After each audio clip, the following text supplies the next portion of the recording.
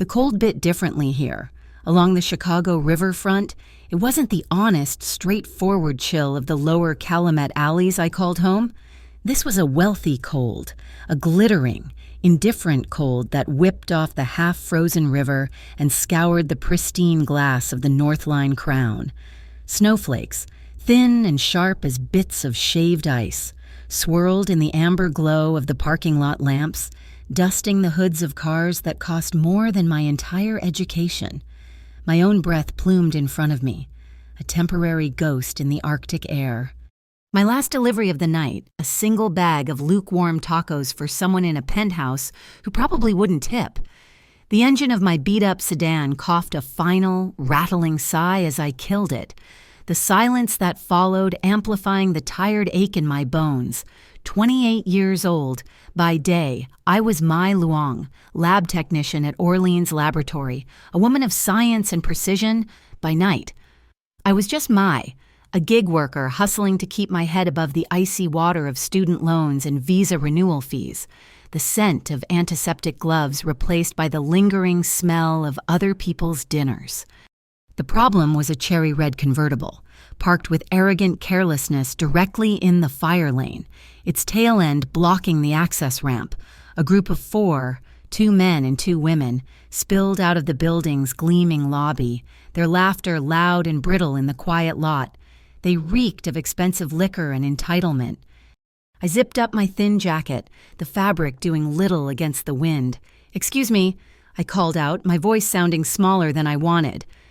They turned, a slow, collective pivot, the man holding the car keys, a blonde with a jawline that looked like it had been chiseled for a magazine cover, gave me a lazy, dismissive once-over.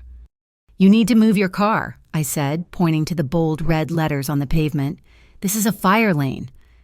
My accent, the one I spent hours trying to sand down with pronunciation apps and public television, felt thick and clumsy on my tongue.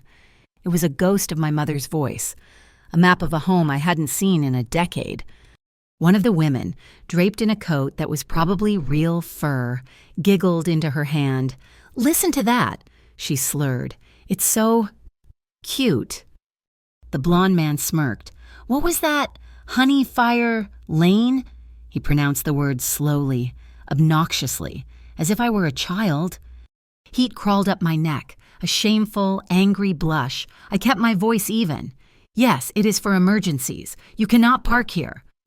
"Oh, Miss Broken English is giving us orders," the other man chimed in, stepping forward. He was bigger, with a brutish face. "You know, this is America, sweetie. We park where we want." I bit the inside of my cheek, the metallic tang of blood a small, sharp anchor in the rising tide of humiliation. My hands, shoved deep in my pockets, curled into fists. I had practiced this 1,000 times in front of the mirror, the calm expression, the steady gaze, the refusal to let them see they'd landed a blow. I was a professional. I was logical. I would not let them crack me. "Just move the car, please," I repeated, my voice tight. "It's the law." That's when the world went silent. A car had appeared behind me. It hadn't made a sound, not a crunch of snow, not a whisper of an engine. It was a black sedan, so polished it seemed to drink the light, reflecting the falling snow as distorted streaks. There was no license plate. It was a void, a piece of the night that had detached itself and glided to a stop. The tinted rear window slid down with a faint, electric hum. A man sat inside, his face partially obscured by shadow, the cold air from outside steaming around the opening. He wasn't looking at the drunken group. His eyes were fixed on me. They were dark, steady, and held a stillness that was more unnerving than any threat. He was about 35, with a severe haircut and the kind of tailored overcoat that bespoke quiet, immense power. He didn't speak. He simply lifted a hand and pointed a single elegant finger toward the passenger side of his car. It wasn't a suggestion. It was a command. The group in front of me fell silent, their drunken bravado evaporating. They stared at the car, then at the man, then back at me, a new, confused apprehension dawning in their eyes. The man's gaze didn't waver. He opened his door from the inside and stepped out. He moved with an unnerving grace, his expensive leather shoes making no sound on the snow-dusted asphalt. The driver's door opened simultaneously, and another man, broad-shouldered and watchful, emerged, his eyes scanning the entire parking lot in a single, professional sweep. "You don't need to prove anything to them," the first man said, his voice a low, resonant baritone that cut through the cold air. It was a voice accustomed to being obeyed. He walked to the rear door of the sedan and opened it for me, an invitation, an extraction. The big one, the one who'd called me sweetie, seemed to recover a sliver of his courage. Maybe it was the alcohol. Maybe it was pure stupidity. He took a step toward me, a sneer twisting his lips. "What, is this your pimp?" he grunted, and then he did it. He hawked and spat, a gob of saliva landing directly on the toe of my worn-out boot. I froze, the indignity of it a cold, hard knot in my stomach, but before I could even process the violation, a shadow fell over the man's face. The man from the car, Silas, I would learn his name had moved between us. He hadn't rushed, he had simply arrived. He didn't touch the guy. He didn't raise his voice. He just stood there, his presence sucking all the oxygen from the air around him. "The fire lane," he said, his voice dropping to a near whisper, yet carrying with absolute clarity, "is to save your mother's life, not for your cheap car to park." The man's face went pale. The insult about his car, an afterthought, seemed to hit him harder than any physical threat could have. He looked down at Silas's immaculate shoes, then at his own spit on my boot, and he visibly shrank. Just then, the security gate to the North Line Crown slid open with a buzz, and a patrol car from the Metropolitan Vice and Ports Commission rolled past, its headlights sweeping across the tense tableau. Silas didn't even glance at it. He gave a slight, almost imperceptible nod to his driver, Evan Rook, who was already behind the wheel. Silas held the door for me, his eyes never leaving mine. I didn't know what else to do. I got in. The door closed with a heavy, satisfying thud, sealing out the world. The car pulled away from the curb in a smooth, silent arc, leaving the group of residents standing there, suddenly small and sobered under the unforgiving lights. The interior of the car was a sanctuary of quiet warmth. It smelled of cold, expensive leather, and a faint, spicy scent of cinnamon. I clutched my frayed delivery backpack on my lap like a shield, my heart hammering against my ribs. I was in a car with no plates, driven by a man who radiated danger, and I had no idea why. Why would a man like that intervene for a delivery driver being harassed in a parking lot? He didn't speak for several blocks, letting the city lights slide over the tinted windows. I stared out at the blur of traffic, the swirling snow. "You work at Orleans Laboratory," he said finally. It wasn't a question. "You filed your H-1B visa extension application 17 days ago." A jolt of pure ice shot through my veins. I turned to look at him fully for the first time. In the dim light of the cabin, I could see his features more clearly, a strong, angular jaw, a straight nose, eyes that missed nothing. He knew my name. He knew where I worked. He knew my immigration status. "I'm not threatening you," he said, as if reading my mind. His calmness was the most threatening thing of all. "I'm offering you a temporary job." My phone, resting on my knee, buzzed. I glanced down, a text from an unknown number. "Talk less if you don't want the City Integrity Unit checking your papers." My blood ran cold. The CIU. They were the city's internal affairs, notorious for their ruthless investigations. But they also had a reputation for being used as a political weapon, for making problems and people disappear under mountains of bureaucratic scrutiny. I looked from the phone back to the man beside me. Was this his message? A two-pronged attack of fear and false salvation. He seemed to notice the shift in my expression. He reached into the inner pocket of his overcoat and produced a business card. It was thick, cream-colored cardstock, completely blank except for a phone number embossed in stark black lettering. No name, no company, no logo. "When they mock your voice again," he said, placing the card on the seat between us, "call me." My survival instincts, honed by years of navigating a new country alone, screamed at me. This was a trap. This was a world I wanted no part of. "I don't want a job," I said, my voice shaking slightly, "and I don't need your help. Please, just let me out here." He looked at me for a long moment, his expression unreadable. Then he nodded to his driver. The car slowed and pulled over on the Halberd Bridge. The wind howled outside, rattling the steel structure. Through the window, I could see the city lights reflecting off the dark, ice-choked river below. The falling snow looking like salt sprinkled over a vast, frozen wound. I didn't hesitate. I grabbed the card, my backpack, and pushed the door open. Desperate for the cleansing bite of the cold air, I needed to be out of that car, away from its suffocating quiet and its dangerous occupant. I stepped onto the sidewalk and slammed the door shut. As I turned to hurry away, his window slid down again. "People attack what they think is weak," Silas Arguello said, his voice quiet but carrying over the wind. "You're not weak. They just haven't paid the price yet." Then the window slid up, and the black sedan disappeared into the snowy Chicago night, leaving me alone on the bridge, the blank business card cold in my hand, and his words echoing in my mind like a prophecy. The Halberd Bridge felt a world away. Back in my apartment in Lower Calumet, the city's opulent gleam was replaced by the honest grit of industry. The air didn't smell of clean, cold water, but of steel and soot and the distant savory scent of the local Polish bakeries. The only river here was a sluggish canal, and the soundtrack wasn't the lonely howl of the wind, but the rhythmic, earth-shaking rumble of the L train passing a block away. This was my reality, a third-floor walk-up I shared with Kathy Torres, an ER nurse whose exhaustion was a constant, humming presence in our small space. My side of the room was a testament to meticulous anxiety. Tacked to the wall was a large desk calendar, its squares filled with my cramped, precise handwriting. Electric $47.50, groceries $89.20, Visa renewal fee, final installment $250.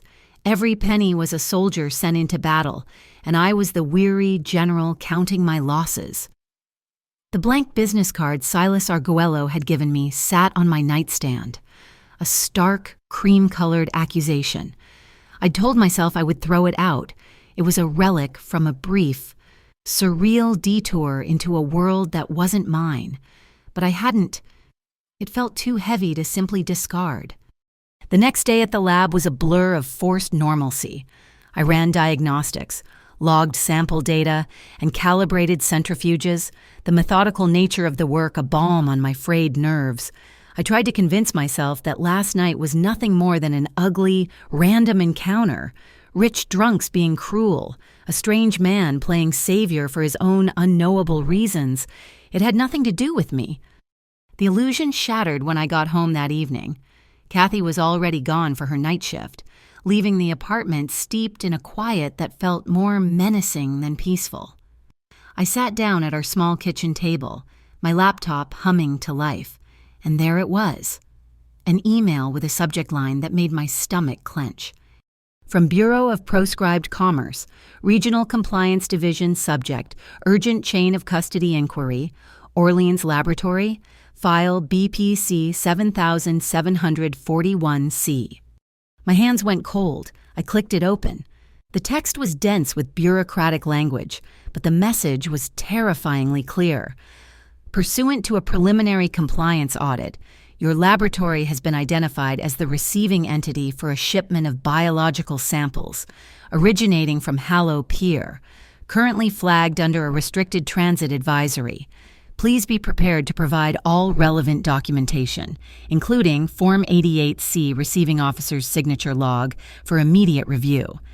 Form 88C, Receiving Officer's Signature Log, my signature. The memory hit me with the force of a physical blow. Just yesterday afternoon, a delivery driver, hurried and impatient, had dropped off a large, insulated crate. It was a routine shipment of tissue cultures, or so I'd thought. I had scribbled my signature on his electronic pad without a second thought, my mind already on the evening's delivery route. Hallow Pier. The words on the screen seemed to pulse.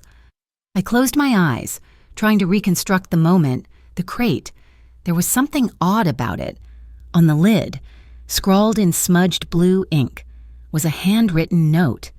It was in Vietnamese, but it was messy. The spelling phonetic and strange. It was the way my grandmother wrote, a dialect from the coastal fishing villages near Vam Tui, a place where the language was shaped by the sea and the sun. It was a dialect you'd only hear among the Vietnamese fishing communities along the Gulf Coast.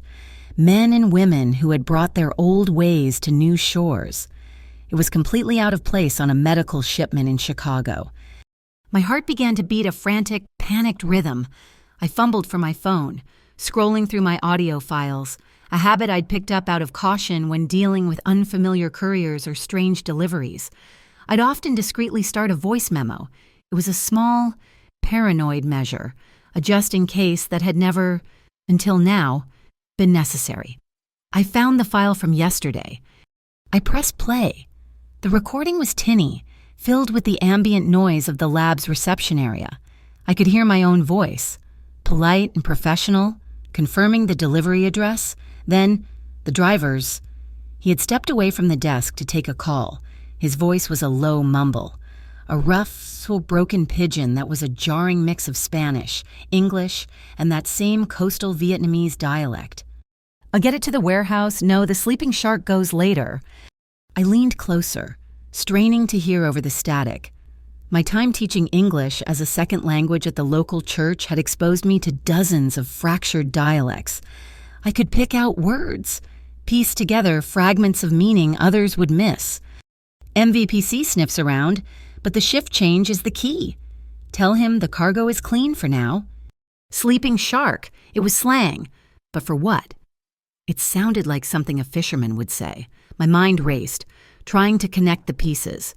A restricted shipment, a strange dialect, a coded conversation. Another buzz from my phone, a text message. My breath hitched. It was the same unknown number from last night. The message contained a single image. It was a photo of me, taken last night in the Northline Crown parking lot. It was grainy, shot from a distance, but it was unmistakably me, standing in front of the cherry red convertible. My face tight with anger and humiliation. The angle was from an upper-story window. Someone had been watching the entire exchange. Beneath the photo, a line of text. The crate and the recording, get rid of them. Or this picture goes to the CIU with a story about an immigrant collaborator. I felt the room tilt. This wasn't a coincidence. The harassment in the parking lot, Silas Arguello's sudden appearance, the anonymous warning, and now this email from a federal bureau, it was all connected. I was being squeezed, pushed into a corner from all sides.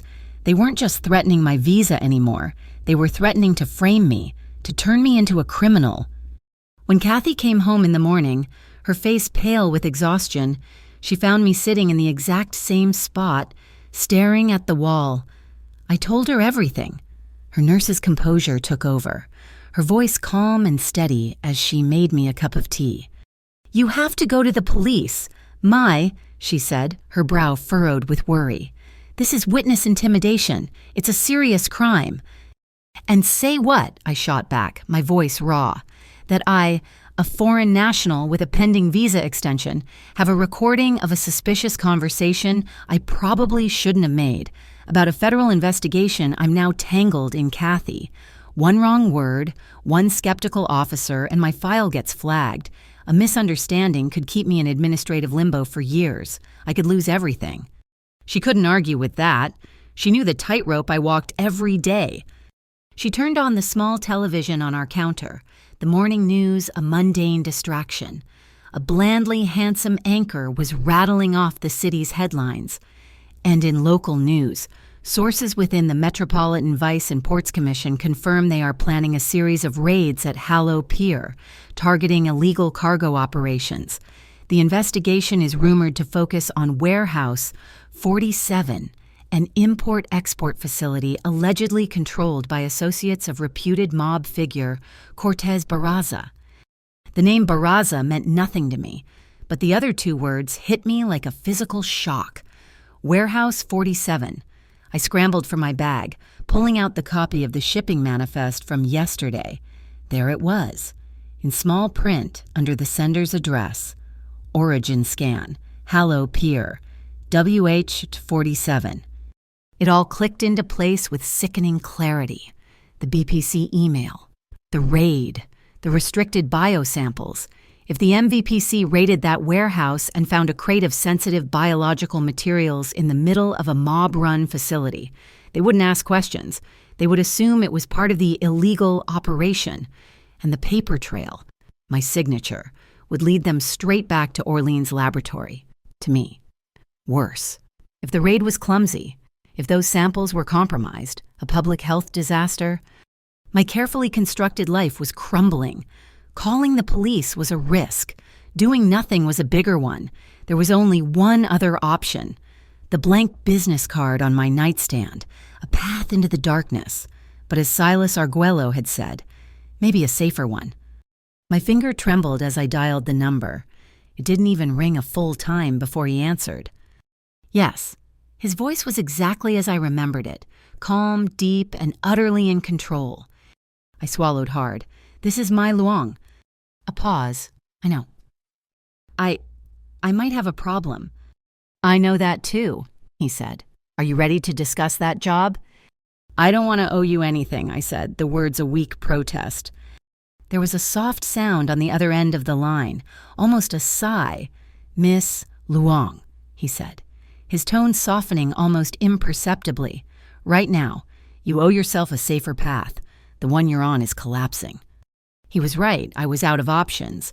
We agreed to meet, not in an office, not in a coffee shop, but at a place of his choosing, a decommissioned chapel on the industrial outskirts, a place called Our Lady of the Switchyard. The name itself felt like an omen. As I drove my sputtering sedan through the gray, frozen streets of Lower Calumet, I kept checking my rearview mirror. A dark green SUV, a model I didn't recognize, had been behind me for the last 10 blocks. It kept a respectable distance, never getting too close, but it was always there. Paranoia, I told myself. It's just traffic. But my instincts, the ones that had kept me safe for so long, were screaming. On impulse, I made a sharp, unsignaled right turn, bumping over a set of rusted, abandoned railroad tracks. It was a shortcut I used for deliveries, a road most people avoided. I glanced in the mirror again. The SUV didn't follow. It continued straight, disappearing from view. A wave of relief washed over me, but it was short-lived. The vehicle was gone, but the feeling of being watched, of being a pawn in a game I didn't understand, remained. It was a cold, heavy presence, like a hand pressed against the back of my neck. I was driving to a meeting with one dangerous man, and I was certain that another was already hunting me. Our Lady of the Switchyard wasn't a church anymore. It was a brick mausoleum for forgotten prayers, huddled in the shadow of the elevated tracks. The air inside was colder than the street, smelling of damp plaster, old incense, and the sharp, metallic tang of ozone from active electronics. The meeting was not just Silas Arguello.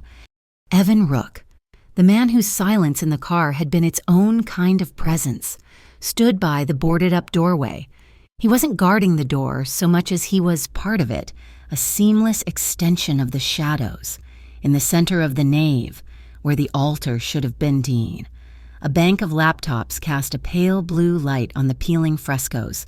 A third person, younger, with a shock of dark hair and a focused energy, sat before the screens. Silas himself was standing over a massive, unrolled schematic of the Chicago ports, spread across the remaining pews. He didn't greet me, but his eyes lifted, acknowledging my arrival. The look was intense, appraising. "This is Rowan Ibarra," he said, gesturing to the man at the laptops. "We call him Patch. He handles data. You've met Evan." Patch didn't turn, but his fingers paused on the keyboard. "Heard the audio you sent. It's a mess. The file is corrupted at the source." It's not corrupted, I said, my voice sounding too loud in the cavernous space. I stepped forward into the circle of laptop light. That's just how they talk. It's a pidgin. Vietnamese, Spanish, and port slang. Silas moved from the map, his attention now entirely on me. You sent the file. You held back the translation. I held back my analysis. I corrected him, pulling my phone from my pocket. My hands were shaking, but I forced them steady. I wanted to do it in person. I didn't want any more misunderstandings. I had spent the drive over listening to the 30-second clip 100 times. I played it now, the tinny, garbled voice echoing strangely off the statues of saints who watched us with chipped, indifferent eyes. Nai, nu, no. The sleeping shark goes to warehouse. Denen. Test the pressure. MVPC is blind. Changeover is clean. Taungu. I translated, my voice precise. It means sleeping boat. But he corrects himself. He says sleeping shark. Kamapungu. It's slang. I used to hear it from the Gulf fishermen who came to the ESL classes. It's what they called the old oxygen compressors on their boats. The ones they used for deep-water traps. They were loud, unreliable, and looked like a shark's head. Patch had stopped typing. He was listening.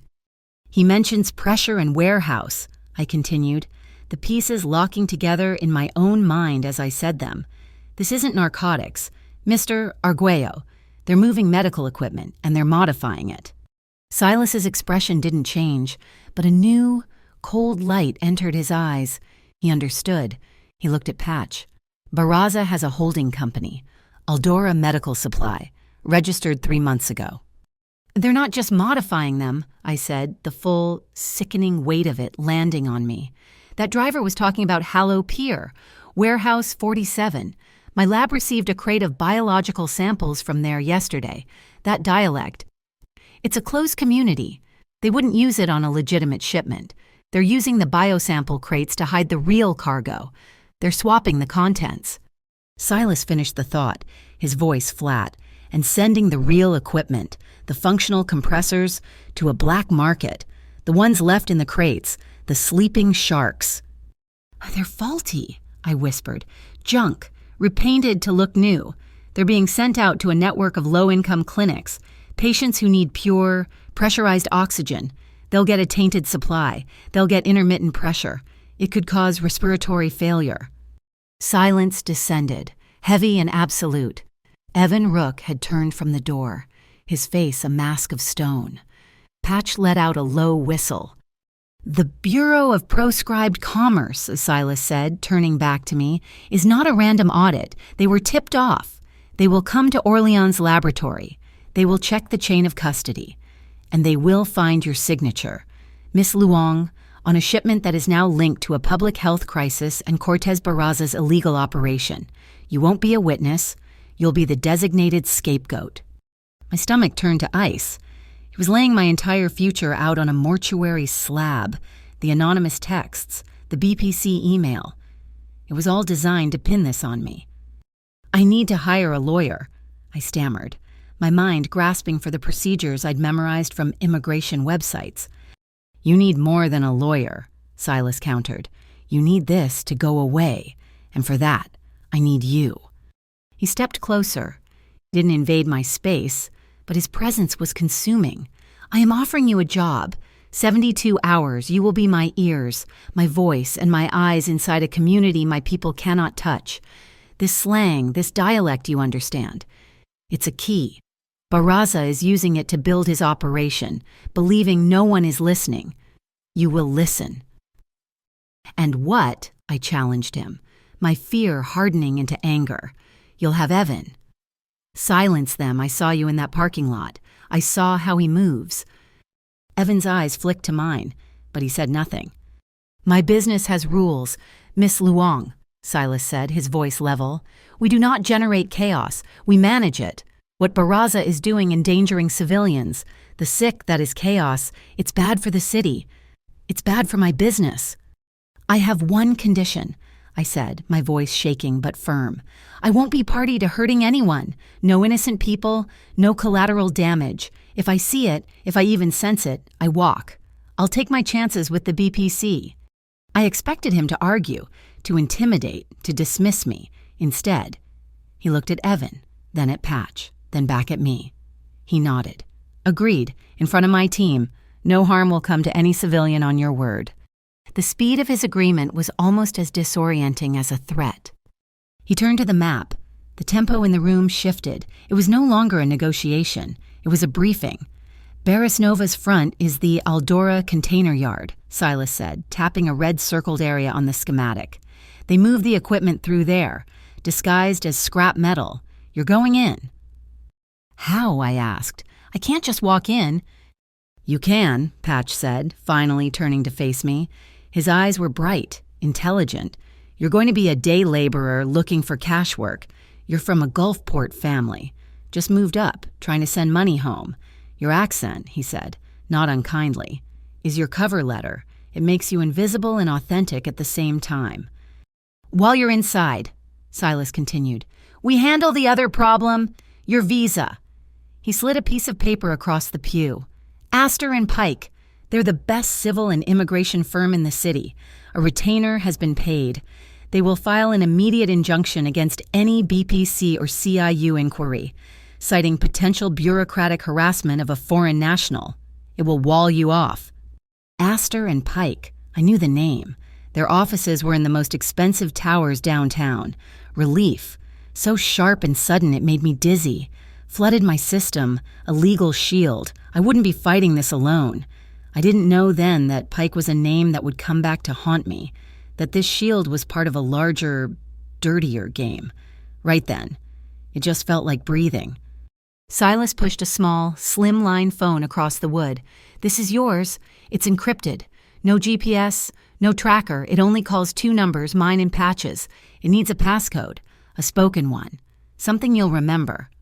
I thought for a moment, my mind going back to my childhood, to the poems my mother made me memorize. I chose a line from an old, sad poem about loyalty and home. I spoke the Vietnamese words softly into the receiver. Silas watched me, his expression unreadable, and then, in a low, quiet voice, he repeated the line. His pronunciation was perfect, not just accurate, but perfect. He had the tones, the cadence, the soft, breathy stop of the final consonant. It was the accent of a native speaker. My heart didn't just stop. It felt like it seized in my chest. This man, this American mob boss, spoke my language, not the broken pidgin of the ports, but the clean, educated language of my parents. He had listened to me, truly listened, and mirrored me perfectly. It was the most intimate, terrifying thing I had ever experienced. I snapped my head up, my eyes wide, and he just looked back, holding my gaze, offering no explanation. We trained, Tar, he said, breaking the spell. He turned to Evan. Signals. For the next 20 minutes, they drilled me. These were not the clumsy signals of a movie. They were soft signals. Evan called them. Actions so normal they were invisible. If I saw men I recognized as Barraza's security, I would brush my left sleeve, as if checking a watch. If I saw anyone who looked like undercover MVPC or federal agents, I would adjust the strap of my future backpack. Simple. Deniable. The meeting was over. The plan was set. I felt like I was standing on the edge of a cliff, about to take a step into the void. As I turned to leave, Silas's voice stopped me. Miss Luong. I faced him. The laptop light cast his face in harsh angles. You said people mock your voice. I stiffened. The memory of the parking lot, the sting of misbroken English, still fresh. Yes. When? He asked. At what moments do they laugh? I thought about it. The parking lot. The time I tried to correct a professor in college, the time I argued about a mistaken bill. The answer was clear. When I have the most reason to be right, I said. A smile, thin as a razor's edge, touched the corner of his mouth. Good, he said. Tomorrow you'll have a lot of right reasons. I walked out of the chapel, Evan Rook a silent shadow behind me. As I reached my car, parked in the alley, a sudden glare swept across the cracked facade of the church. A vehicle, turning at the end of the street, its high beams cutting through the darkness. The light caught the stained glass window of the Virgin Mary, illuminating her in a halo of garish green and red for a split second. It was a dark green SUV, the same one that had followed me here. Before I could even process the fear, Evan's hand was on my arm. "Not your car," he said, his voice a low growl. He steered me past my sedan to the black car waiting in the deeper shadows, Silas's car. Silas himself was already exiting the chapel's side door, moving with that same liquid speed. He got into the driver's seat. Evan opened the back for me. "They know we met," I whispered as the door shut. "They know where we met," Silas corrected me, his eyes on the rearview mirror as he pulled the car into a silent, unlit U-turn, heading the opposite way. "It just means we're accelerating the timeline." The Aldora container yard was a symphony of industrial violence, the shriek of grinding metal, the percussive slam of shipping containers, and the mournful bellow of a distant foghorn created a wall of sound so thick you could feel it in your teeth. The air was heavy with the smell of diesel exhaust, rust, and the salty, damp breath of the canal. Compared to the sterile, controlled silence of Orleans Laboratory, it was a different planet. This was a place of raw, sweaty, blue-collar labor, a world where you were measured not by your intellect, but by the strength of your back and your ability to become invisible. I wore a high-visibility vest that felt like a target, and in my hand was a folded piece of paper, a work referral forged by Patch. It was a masterpiece of mundane deception, complete with a fake company letterhead and a coffee stain that looked years old. I was no longer Mai Luang scientist. I was Lien, a recent arrival from a Texas fishing town, looking for under-the-table work to send back to a family that didn't exist. The foreman's office was a cramped shack vibrating with the yard's chaotic energy. A man who looked like he'd been carved from driftwood sat behind a scarred metal desk. A faded tattoo of a carp snaked up his forearm. He was Fuck, but the nameplate on his desk just read Old Fish. He squinted at me, his eyes weathered and sharp. "You the girl from the referral?" he grunted, his voice a gravelly mix of the same coastal pidgin I'd heard on the recording. I nodded, deliberately letting my shoulders slump, making myself smaller. "Yes, sir," I said, pitching my voice to be soft, my accent purposefully thicker, leaning into the rural, uneducated cadence that Patch and I had rehearsed. "They say you might have work. I learn fast. I work hard." He grunted again, a sound that could have meant anything. He looked over my fake papers. "You talk funny. Where are you from?" "Vam Tui," I said, naming a tiny village he wouldn't know. "Down south, on the water." That seemed to satisfy him. He saw a familiar type, a desperate girl from the provinces. Easy to manage, unlikely to complain, to him.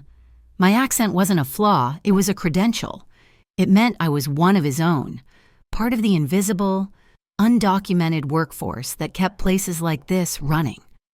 Out in the yard, I was a ghost. The other workers, a rough mix of men from a dozen different countries, barely glanced at me. I was assigned to the simplest task, coiling loose, strapping, and sorting dunnage. A few of the younger men made jokes, mimicking my accent, calling out, "Hey, Texas," in a sing-song voice. I just smiled, a small, placid smile, and kept working. Every jeer was a confirmation that my camouflage was working.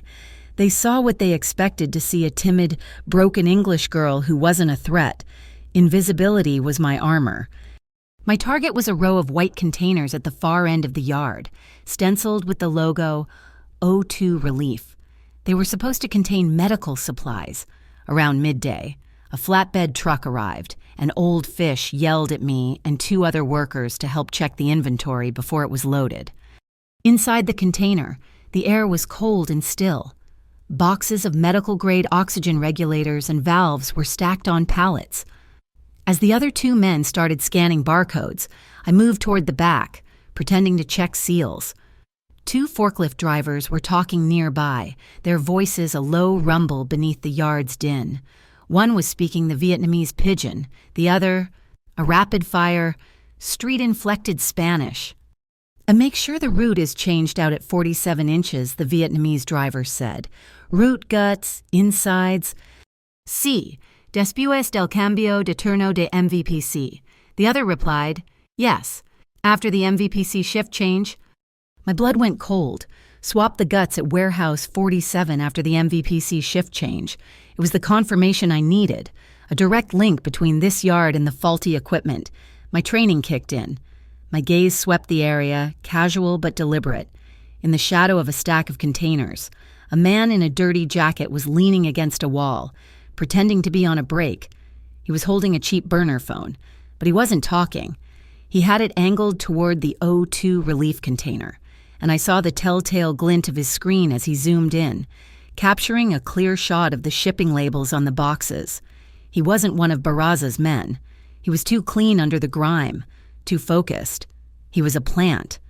My heart hammered against my ribs. I turned my back to him, my body shielding the motion as I reached for my backpack on the floor. With a slow, natural movement, I adjusted the shoulder strap, pulling it tighter. The signal. MVPC or feds are here. The burner phone in my pocket vibrated. It was a text from Silas's number. Pull out, now. There are rats on both sides.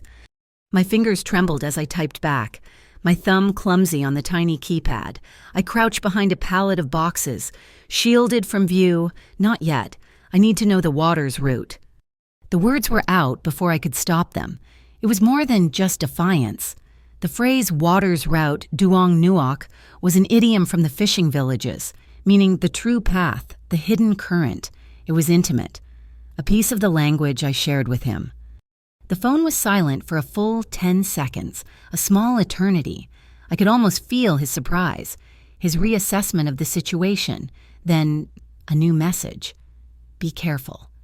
Just then, Old Fish stomped into the container.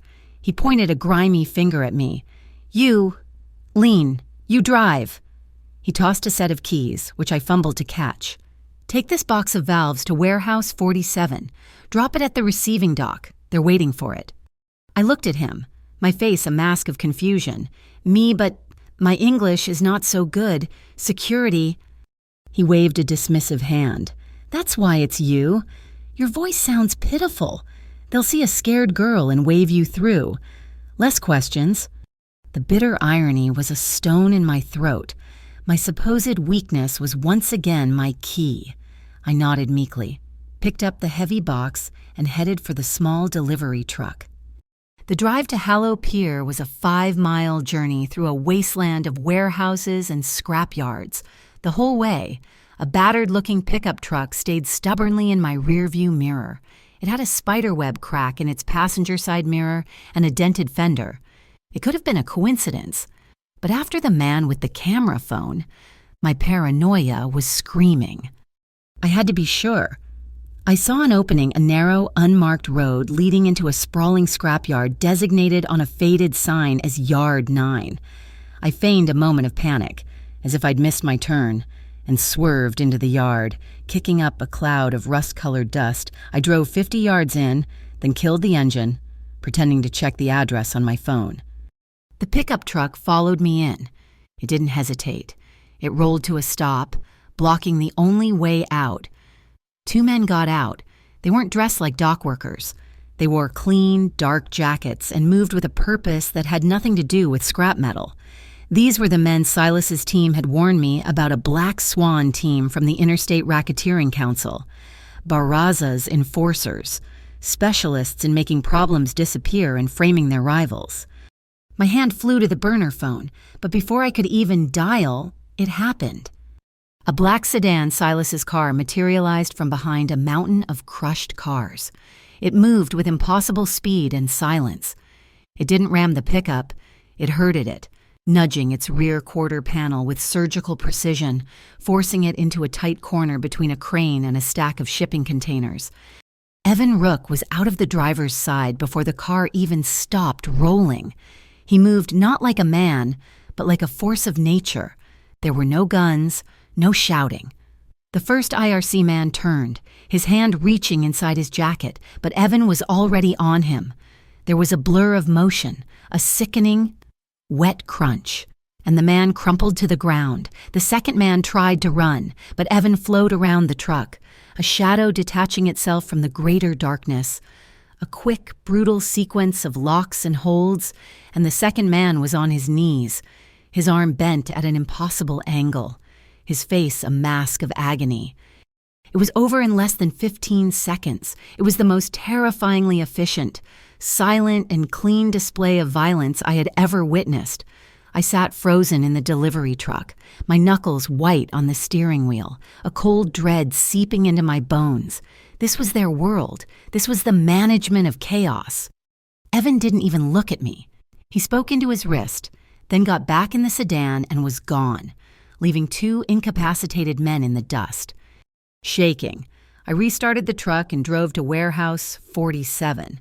At the gate, just as Old Fish had predicted, the guard took one look at my nervous expression, heard my hesitant, heavily accented explanation, and waved me through with a bored sigh. Inside, the warehouse was strangely quiet. I saw immediately that half of the ceiling-mounted security cameras had their indicator lights off. They were dead. I found the receiving dock, a corner piled high with more O2 relief crates. One of them was open. I peered inside. The oxygen compressor within looked new, gleaming under the weak warehouse lights. But the air around it was wrong. It didn't have the sterile, plastic smell of new medical equipment. It smelled faintly of cheap spray paint and the sweet, cloying odor of machine oil. On the side of the unit, I saw at a tiny seam where a new plate had been welded on, the paint just a shade brighter than the rest of the casing. This was the nest. This was where the swap happened. I put the box of valves down next to the crate. My heart was a frantic drum against my ribs. From my pocket, I took the thick black marker I'd brought. My hand was steady, on the cool metal side of one of the new valves, in a place that wouldn't be immediately obvious. I drew a single, small character. Sleep. The signal was sent. The sleeping sharks are here. The swap is confirmed. I turned and walked out of the warehouse, leaving the word behind me in the darkness, a silent testament to the truth. The moment I was clear of Hallow Pier, I pulled into the unlit parking lot of a closed-down diner, the cracked plastic face of its smiling mascot, a ghostly sentinel in the dark. My hands were still shaking from the encounter at Yard 9, from the quiet, terrifying efficiency of Evan Rook. I took a steadying breath, the air tasting of cold metal and fear, and sent the text. The sleeping shark has the sleep stamp. The reply was instantaneous, a single word, acknowledged. The next meeting was in the back of a refrigerated meat truck in the Fulton Market District. The chill in the air, a familiar partner to the cold dread coiling in my gut. This time it was just Silas and Patch. The schematic of the port was gone, replaced by a complex flowchart on Patch's laptop screen. This was no longer about finding the problem. It was about orchestrating the solution. "Barraza is overconfident," Silas began, his voice a low hum that didn't carry past the truck's insulated walls. "He believes his pidgin dialect makes him a ghost. We're going to use that ghost to haunt him." He outlined what he called Plan B. It wasn't a backup. It was the primary assault. "The MVPC is a blunt instrument," he explained. "A full raid on Warehouse 47 is too messy. They'll contaminate the evidence. And Barraza will have time to bury the trail. So, we don't give them the whole meal. We give them a single appetizer." Patch pointed to a name on his screen, Rhea Dax, independent journalist for the Riverline Tribune. She's hungry, smart, and has a source inside the MVPC's clerical department. We're going to feed her source an anonymous tip. "The tip," Silas continued, "will be about a single crate of legitimate, high-grade oxygen compressors scheduled for delivery out of Warehouse 47, a crate that doesn't exist. When the MVPC moves in to intercept it, they will accidentally stumble upon one of Barraza's tampered units, a single faulty compressor. It's a small fire, but we're going to give it all the oxygen it needs to become an inferno." The complexity of it was dizzying. It was a multi-layered deception designed not just to expose Barraza, but to control the narrative from the very beginning. While the MVPC was chasing the bait, Silas would be making another move. "I have a back channel to the City Integrity Unit," he said, his eyes locking onto mine. "They're political animals. They care about optics and high-profile wins. I'm going to offer them a deal. We provide them with the technical data from your lab anonymized, of course, proving the equipment is faulty. We give them the voice memo. We give them Barraza on a silver platter. They get to be the heroes who broke the case. In return," he paused, "they will never hear the name Mai Luong, your file, your visa application. It becomes untouchable." It was a staggering display of underworld diplomacy. He was leveraging one corrupt system against another, with me as the protected prize. "To ensure Barraza doesn't know where the leak came from," Patch added, his fingers flying across the keyboard, "I'll be feeding disinformation into the Longshoreman Scheduling Network, a fake transfer manifest, a ghost shipment scheduled right during the MVPC shift change. When the raid happens, Barraza's people will assume the leak came from the night crew, from the inside. They'll start a witch hunt, and he'll be too busy cleaning his own house to see the real threat." The plan was brilliant, terrifying, and it was already in motion. But as I left the market district, a heavier, more personal weight settled on me. The next day, I had my weekly volunteer shift at the community church where I used to teach my ESL class. Father Ann, a kind man with worry etched into the lines around his eyes, pulled me aside after the service. The community is worried," he said, his voice low. "Mrs. Nguyen's husband, his emphysema is bad. The clinic he goes to, their oxygen machine has been unreliable. They say he's had 2 episodes this week. People are scared. They're telling them it's a supply chain issue, but..." He trailed off, his gaze searching mine. I felt a hot, helpless anger rise in my throat. This wasn't a flowchart on a laptop anymore. It was Mr. Nguyen, who always brought me a sweet bun from the bakery. It was the families I taught, the people whose struggles I knew intimately. This plan, our plan, had to work, and it had to be fast. I was shelving books in the church's small library when I saw him, Silas, and he was standing by the entrance, dressed not in his usual tailored overcoat, but in a simple dark sweater and slacks. He looked utterly out of place, a wolf in a sheepfold. He spoke briefly with Father Ann, then placed a thick manila envelope on the welcome desk before turning and leaving as silently as he had appeared. Curiosity overriding caution, I walked over after he was gone. Father Ann was staring at the envelope, his eyes wide. I peeked over his shoulder. Inside was a cashier's check for an amount that made me gasp, and a simple, typed note for the expansion of the language program, to give a voice to those who are not being heard. There was no name, no signature. It was an anonymous gift from a ghost. I looked out the door, but the street was empty. I didn't say a word. I just felt a strange, unsettling warmth spread through my chest. The first spark of the fire was lit that afternoon. A woman approached me as I was leaving the church. She was sharp, with intelligent eyes and a reporter's impatient energy. "Mai Luong, my name is Ria Dax." My blood ran cold. She wasn't supposed to know my name. "I think you have the wrong person." "My source gave me a file number," she said, undeterred. "I backtraced it. Your signature was on the receiving manifest. I'm not here to expose you. I'm here because you're the only one who can tell me what's really happening at those docks." Silas's machine was already moving, but I was still at its center. "I can't talk to you," I said, my voice barely a whisper. "But if you're going to write this story, you have to promise me something. This isn't about one community. This isn't a Vietnamese crime story. The people who talk like me, the people from the ports, they are the victims here, not the criminals. You protect them. You keep me anonymous, or you get nothing." She studied me for a long moment, then nodded. "Deal." Barraza's response was swift and brutal.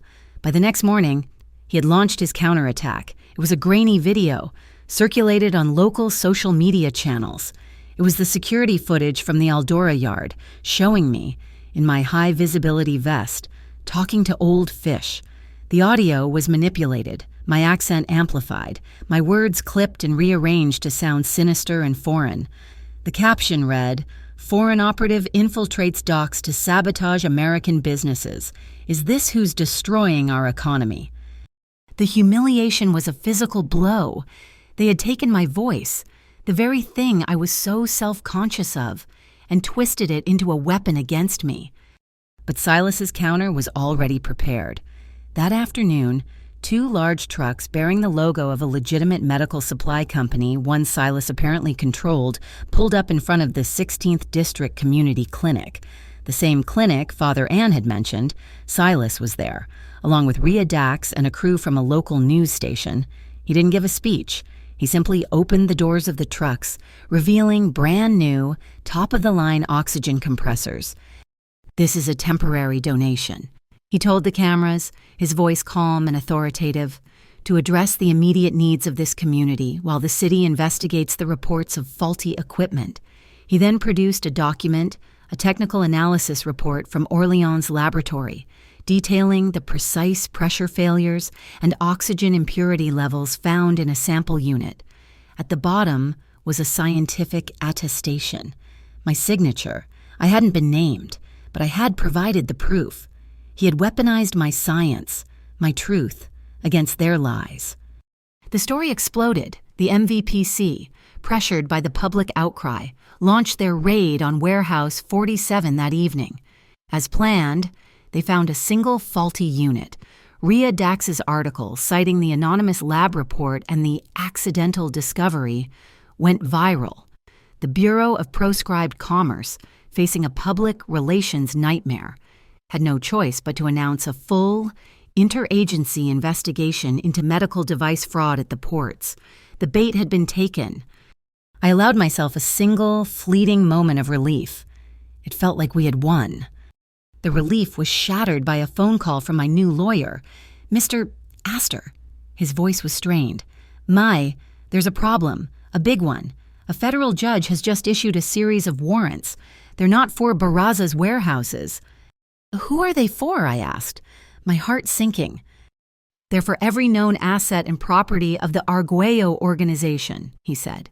"The judge is citing potential evidence tampering in an ongoing federal investigation. They're freezing him, cutting him off at the knees. The judge's name is Harrison Pike." The name hit me like a physical blow. Pike, as in Astor and Pike, the firm Silas had hired to protect me. I found Silas in a darkened office overlooking the city. He was staring out at the skyline, a copy of the warrant on the desk beside him. He wasn't angry. He wasn't panicked. He was perfectly, unnervingly calm. "Astor's partner is the judge's cousin, Ina," I said, the words feeling like ash in my mouth. "The shield you gave me. It was a listening post. They were watching you through me." He turned from the window, his face unreadable in the shadows. "Pike is on Barraza's payroll, and he was always the fail-safe. Barraza gets cornered. Pike steps in and turns the legal system against me. He's baiting me, trying to force me to make a mistake, to reveal my hand." He picked up the warrant, holding the paper as if it were meaningless. A slow, cold smile touched his lips. "Good," he said, the word ablaze in the quiet room. "Tonight we'll put a different head in the noose Barraza's." The world outside had dissolved into a maelstrom of wind and snow. The chaos of Judge Pike's warrant, of Barraza's unseen network, felt both a million miles away and pressing against the frosted glass of Locke and Page, the community bookstore. My small sanctuary of quiet and order had lost power an hour ago. Now, it was just me, a single emergency flashlight, and the lonely sound of the blizzard trying to tear the city apart. I was supposed to be sorting donations, but instead, I sat huddled in a nest of blankets on the reading rug, too exhausted to move, too wired to sleep. Every creak of the old building was the sound of footsteps. Every howl of the wind was a siren. A soft, rhythmic tapping on the glass door cut through the storm's noise. My heart leaped into my throat. I grabbed the heaviest book I could find, a dense historical atlas, and crept toward the entrance. Through the swirling snow, I could make out a dark, familiar shape. Silas. I fumbled with the locks and pulled the heavy door open, letting in a blast of Arctic air. He stepped inside, shaking the snow from his overcoat, his presence instantly shrinking the cavernous, dark space. He wasn't carrying a weapon. In one hand, he held a powerful, heavy-duty flashlight. In the other, a brown paper bag that smelled heavenly of fresh, hot bread and a small, portable electric heater. "The grid is down in this sector," he said, his voice a low, calm anchor in the storm. "I thought you might be cold." He didn't wait for a reply. He scanned the room, found a clear, safe spot on the hardwood floor, far from any books or rugs, and set down the heater. I watched as he checked the safety sensor on the bottom, making sure the automatic shut-off was functional before he plugged it into a portable power bank he produced from his pocket. It was a small, meticulous action, a moment of quiet, practical care that struck me more profoundly than any grand gesture could have. It was the move of a strategist, a man who assessed risk, but this time the risk was my safety, my comfort. He clicked on his flashlight, placing it on a high shelf so it cast a wide, indirect golden glow over our small corner of the room. The light softened the hard angles of his face, warming the dark intensity in his eyes. He turned to me, and in the quiet, insulated world he had just created, we simply looked at each other. The cold, or maybe the adrenaline, had finally caught up to me. A tremor started in my hands, a fine, uncontrollable shaking. I tried to hide them in the folds of my blanket, but he saw. He took a step closer, his gaze dropping to my hands and then rising back to my eyes. He lifted his own hand slowly, as if not to startle a wild animal. He didn't touch me. He just held it there, palm slightly upturned, an offering in the space between us. He waited for my answer, a silent question hanging in the cold air. I gave a small, almost imperceptible nod. His fingers, warm and firm, closed gently around mine. He didn't pull me closer or make any other move. He just held my hand, his thumb stroking softly over my trembling knuckles until the shaking began to subside, his warmth seeping into my frozen skin. We sank down onto the thick wool rug, our coats still on, the little heater beginning to cast a welcome wave of warmth toward us. We sat in silence for a long time, the only sounds the whisper of the heater and the muffled rage of the storm outside. He never let go of my hand. "Is this okay?" he asked, his voice barely above a whisper. I looked at our joined hands, then up at his face. For the first time, I wasn't thinking about him as a mob boss, or a savior, or a threat. I was seeing the man who spoke my mother tongue perfectly, who brought me a heater and warm bread in a blizzard. I leaned in, took his hand and gently guided it to my chest, placing it over my heart. I wanted him to feel its frantic, unsteady rhythm, to understand the effect he had on me without me having to find the words. His eyes darkened with an emotion I couldn't name. He leaned in, his gaze dropping to my lips. There was no urgency, no demand. It was a slow, unhurried exploration, giving me every opportunity to turn away. I met him halfway. The first touch of his lips was tentative, soft, and incredibly warm. It tasted of the cold night air and tasted of the cinnamon I always smelled on his coat, a scent I now realized was uniquely his. The kiss was a conversation, a question and an answer. His hand moved from my heart to gently cup my jaw, his thumb stroking my cheek. My own hand came up to rest on his shoulder, the thick wool of his sweater a solid, reassuring anchor. He paused, pulling back just enough to look at me, his breath warm on my face. I gave that same small nod, and this time, I was the one who closed the small distance between us, deepening the kiss. It wasn't a kiss of wild passion, but of profound discovery. It was the feeling of finding shelter. Our shoulders relaxed, our breathing synchronized. His other hand found its way to my waist, his fingers splaying across my back, not pulling me closer, but just holding me, a silent promise of support. The world outside, with its federal judges and its assassins, faded into a meaningless, distant roar, the frosted glass of the storefront window, with the world outside reduced to a blur, seemed a fitting backdrop. When we finally broke apart, we rested our foreheads together, breathing in the shared air. In the warm, golden gloom, we began to talk. Not about the case, not about Barraza or Pike, but about things that felt far more dangerous. He told me about his childhood, about growing up in a world where silence was survival, where listening was a more valuable skill than speaking. It was then I realized that in all our interactions, he had listened to me more than anyone had since I'd arrived in this country. He hadn't just heard the words, he'd heard the melody, the rhythm, the unspoken fears behind them. "What are you most afraid of?" I asked, the question feeling impossibly bold. He was quiet for a long moment, his thumb tracing the line of my jaw. "It's not bullets," he said, his voice raw with an honesty that startled me. "It's not prison. It's the thought of your true voice, the one that's sharp and certain and right being lost because this world forced you into silence." Tears pricked my eyes. He saw me. He saw the very thing that had been used as a weapon against me and called it my strength. "I haven't let anyone get this close," I admitted, my voice thick with emotion. "Not since I came to America. It's always felt too risky." He understood. He knew what it was to build walls. "We need a rule," he said, his tone shifting, becoming practical again, but with a new layer of intimacy. "A signal. If you ever need me to stop, for any reason, no questions asked." He gently took my hand. "Just do this."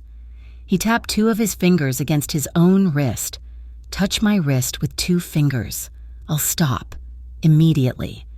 A small, watery smile touched my lips. It was a contract, a piece of their world of silent signals and unspoken rules repurposed for us.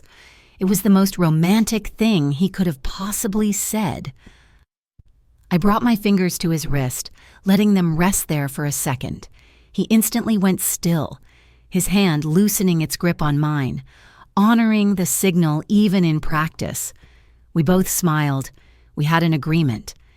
When it was time for him to leave, the storm had begun to calm. He walked me to the small back room where I sometimes stayed overnight when volunteering late. He took the blanket from the rug and draped it over me, tucking it in around my shoulders. He zipped up the front of my jacket, his knuckles brushing my chin, a touch as gentle as a whisper.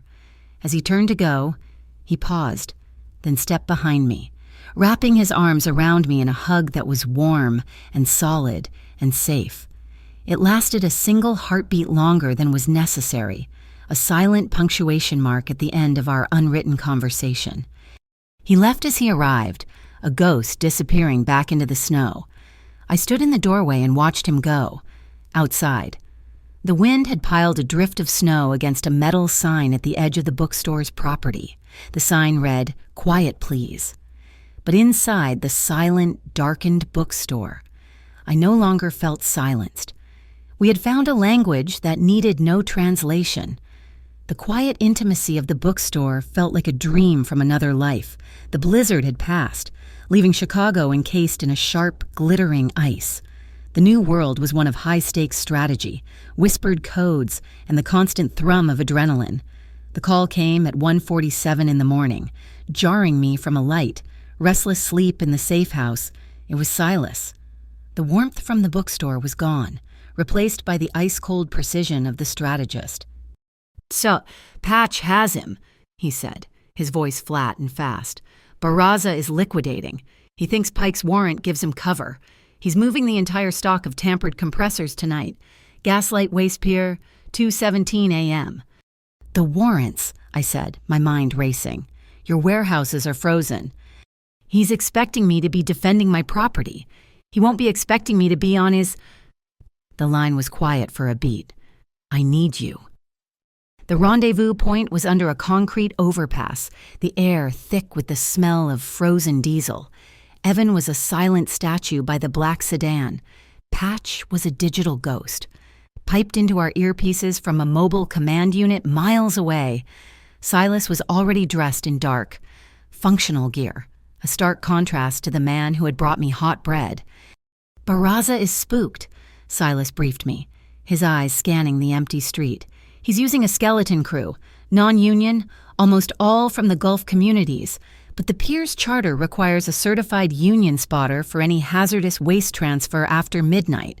That spotter," he said, handing me a laminated ID card and a hard hat. "Called in sick 12 minutes ago. Patch arranged it. You," he said, "are his replacement, Lin Nguyen, hazmat certified." He handed me a thick, flannel-lined work shirt. "Put this on.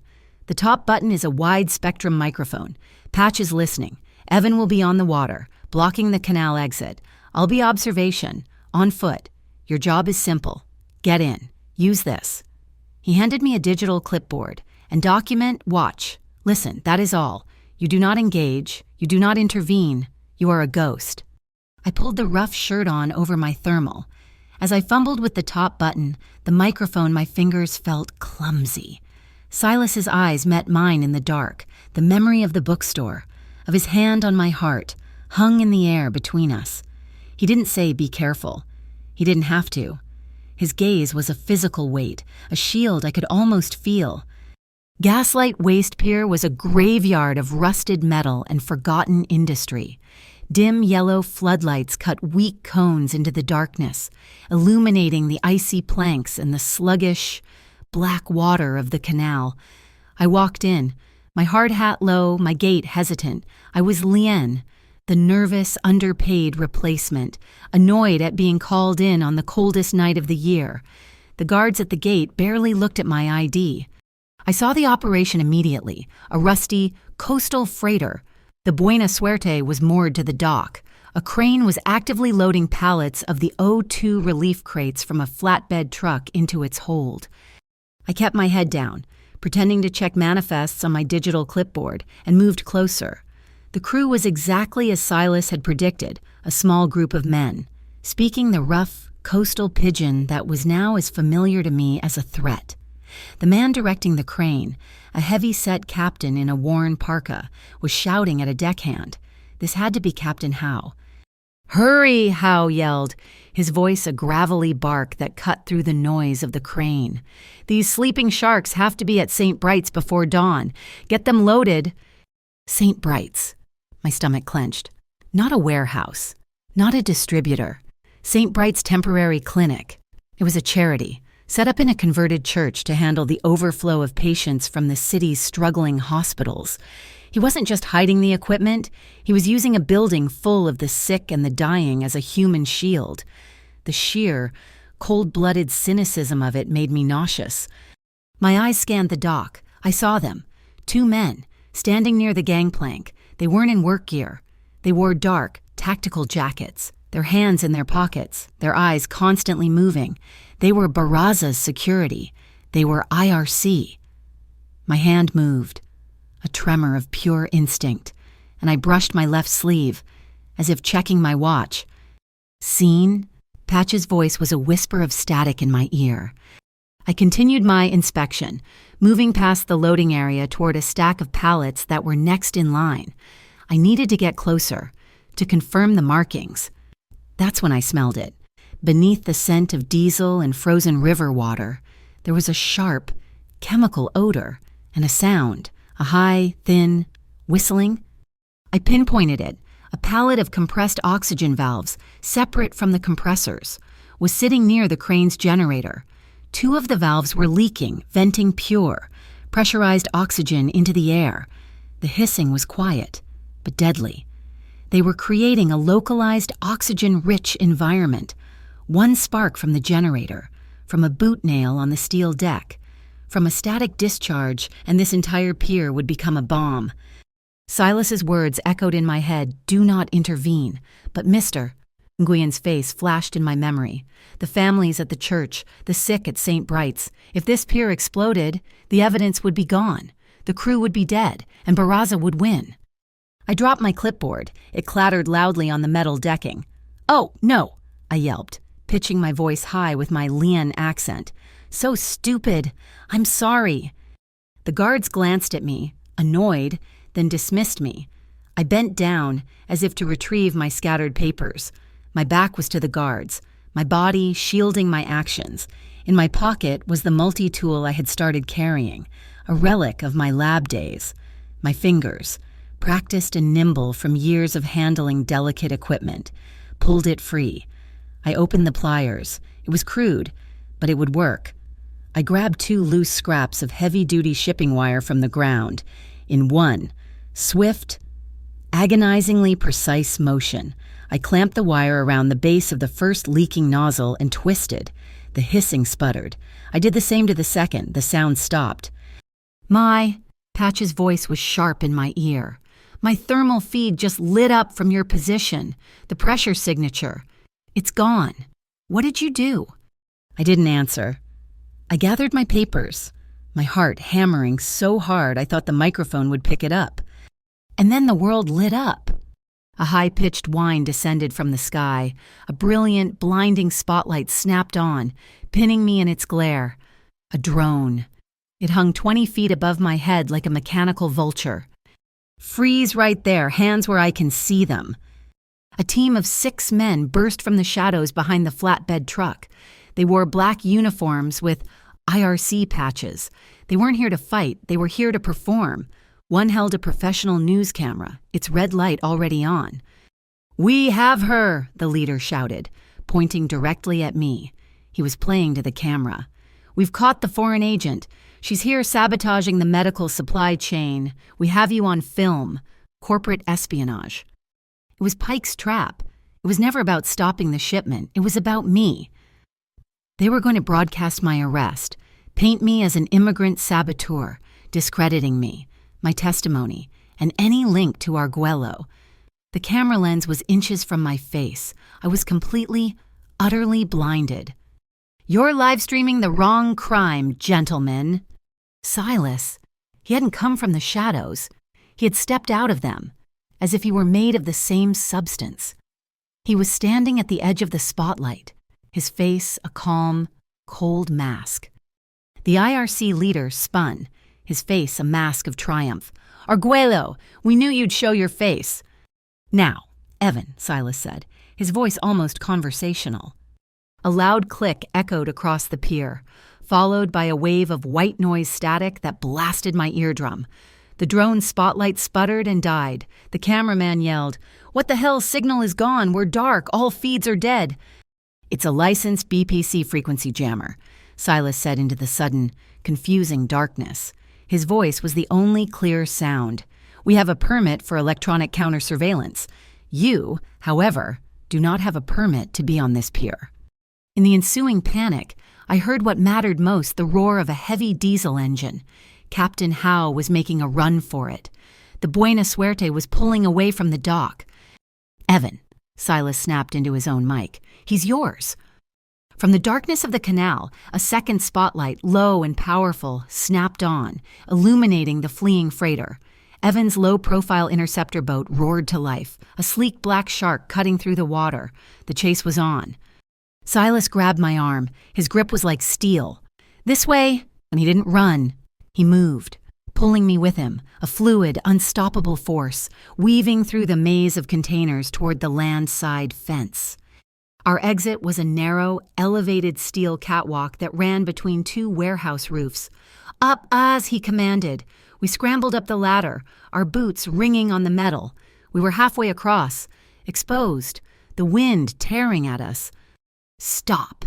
A man, one of Barraza's crew who hadn't fled, was at the other end. He didn't have a gun.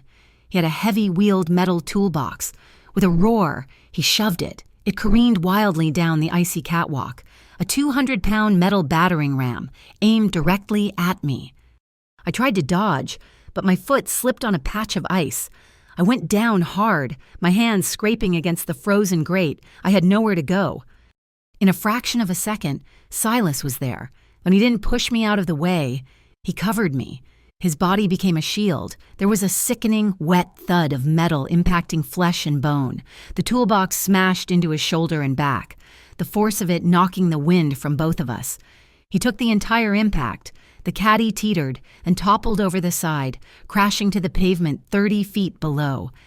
Silas grunted, a sharp, choked-off sound of pure pain, but he didn't move for a long second, his weight pinning me, protecting me. "Are you hit?" he rasped, his voice tight. "No," I whispered, my voice shaking. You're hurt." "It's nothing." He rolled off me, pushing himself to his feet. He was favoring his left arm, his shoulder clearly injured, but his focus was absolute. "Move." We made it to the street. The black sedan was there, its engine a low, silent rumble. We fell into the back. Silas was breathing heavily, his face pale, a dark stain spreading on his shirt. "Patch," he said, his voice strained as the car sped away. "Send the package to Dax." He had never planned to stop the shipment. He had planned to document its failure. The package for Rhea Dax was already prepped my scientific analysis of the faulty valves and a single, high-definition photograph. It was taken from a camera Patch had planted inside warehouse 47, and it showed the empty, hollowed-out interior of a sleeping shark compressor, its vital components stripped away, the irrefutable proof. We were in a new safe house, a sterile, high-rise apartment. I was holding a bag of ice to Silas's shoulder, my hands trembling. He had his eyes closed, the pain etched on his face. My encrypted phone, the one he had given me, buzzed on the table. A text message from an unknown number, a number that shouldn't exist in its contacts, a number that shouldn't have been able to get through. "Don't trust Arguello. He's using you. The court will crush you. He'll trade you for his own immunity." My blood ran cold. I scrolled down. Signed, H. Pike. The text message from Judge Pike was a violation, a digital serpent sliding into the sterile safety of the high-rise apartment. It lay on the screen of my burner phone, a cold, precise threat that bypassed all of Patch's firewalls. I looked across the room at Silas. He was sitting in a low chair, his back to the window, the city lights painting a cold, distant glitter on the floor.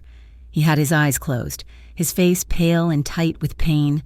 The dark, spreading stain on his shirt was a stark reminder of the metal toolbox, of the weight he had taken for me.